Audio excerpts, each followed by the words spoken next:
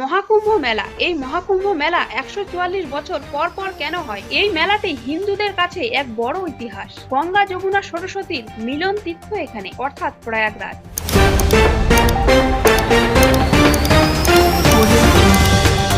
আসলে এই প্রয়াগরাজেই মহাকুম্ভের মেলা কেন হয়? এই মহাকুম্ভ মেলা সৃষ্টি কি করে হলো? এই মহাকুম্ভ মেলার অর্থই বা কি?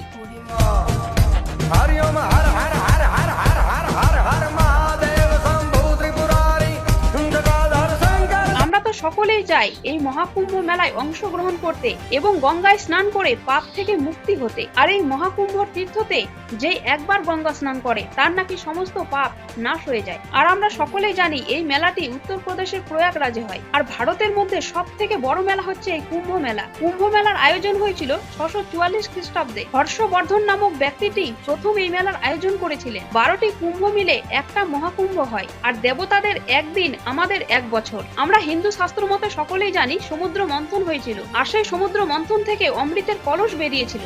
আর ভাগ্যের বিষয় এটা যে অমৃতের কিছু ফোঁটা ভারতের 4 জায়গায় পড়ে। তার মধ্যে প্রথমত প্রয়াগরাজ, দ্বিতীয় নাসিক, তৃতীয় হলো উজ্জয়ন, আর চতুর্থ যেটা হরিদ্বার। আর ইন্টারেস্টিং বিষয় হচ্ছে গঙ্গা, যমুনা, সরস্বতীর মিলন যেহেতু প্রয়াগরাজে, তাই এই মহাকুম্ভের আয়োজনও প্রয়াগরাজেই হয়। 12 বছর পর পর কুম্ভ মেলা হওয়ার আবার কাহিনীও রয়েছে। জ্যোতিষ শাস্ত্র মতে বৃহস্পতি গ্রহ কুম্ভ রাশিতে প্রবেশ করে এবং সূর্য মেষ রাশিতে প্রবেশ করে। তাই জন্য কুম্ভ মেলা 12 বছরে একবার হয়। আর 12টি কুম্ভ মিলে একটি মহাকুম্ভ মেলা হয়। ক্যালকুলেশন করলে দেখা যাবে 144 বছর পর পর। এই মেলাতে দেখবেন সাধুদেরকে প্রাধান্য দেওয়া হয়েছে এই গঙ্গা স্নানের জন্য।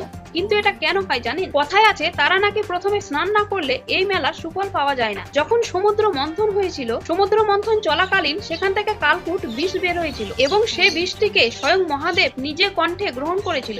এই দেখে সাধুরা ভেবেছিল যে মহাদেবের যাতে কিছু না হয়ে যায় তার জন্য সেই জলে ঝাঁপিয়ে পড়ে, যাতে সেই বিষগুলো কিছুটা পরিমাণে তাদের শরীরেও অ্যাটাক করে এবং মহাদেবের যন্ত্রণা কম হয়। এবং এই জিনিসটি দেখে মহাদেব তাদেরকে আশীর্বাদ করেছিলেন যে এই পৃথিবীতে মহাকুম্ভের আয়োজন হবে। আর সেই মহাকুম্ভে তোমাদের মতো সাধুরা সেই জলে স্নান করে জলটিকে পবিত্র করবে এবং সাধারণ মানুষরা সেই জলে স্নান করলে পাপ থেকে মুক্তি হবে এবং বিভিন্ন বিপদ আপদ কেটে যাবে। মোনা ঠাকুর ভাই একটাই কথা বলবো যে সব সাধুকে তাই বলে বিশ্বাস করবেন না, কারণ ধর্মের নামে আপনাকে অনেক কেউ ঠকাতে পারে। এই মেলাটি নদী ছাড়া সম্পূর্ণ হয় না, অর্থাৎ নদী লাগবেই লাগবে। প্রয়াগরাজে কুম্ভ মেলা যেমন গঙ্গা, যমুনা, সরস্বতীর তীরে হয়, হরিদ্বারে তেমন গঙ্গা নদীর তীরে, নাসিকে গোদাবরী নদী এবং উজ্জয়িনীতে শিপ্রা নদী। তাই যারা ভাবছেন যে মহাকুম্ভ মেলায় অংশগ্রহণ করবেন, গঙ্গা স্নান করবেন, তাহলে কোন কোন দিন করলে বেশি শুভ ফল পাবে? মহাকুম্ভে স্নান করার টোটাল 6টি যোগ রয়েছে। প্রথম পৌষ পূর্ণিমা সোমবারে, জানুয়ারি মাসের 13 তারিখ 2025-এ, মকর সংক্রান্তিতে মঙ্গলবার দিন,